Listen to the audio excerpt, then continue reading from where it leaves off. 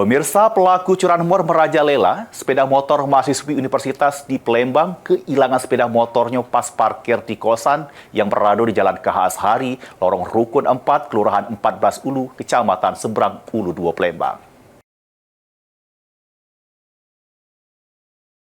Pelaku maling sepeda motor terekam kamera pengawas CCTV. Beraksi di salah siko kosan yang berada di Jalan Ki Haji Azari, lorong Rukun 4, Kelurahan 14 Ulu, Kecamatan Seberang Ulu 2, Palembang.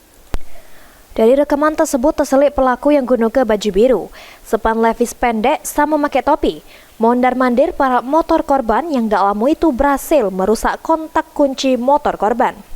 Peristiwa tersebut dibenarkan oleh korban Tasya, salah siko mahasiswi di universitas yang ada di Palembang, yang ditemui di kosannya.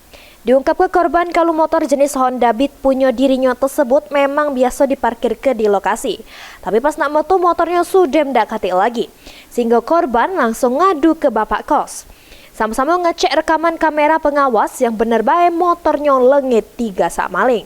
Dari malam kan, dari malam pas pagi sekitar jam 11.20-an turun ke bawah karena dikabari mana motor hilang katanya.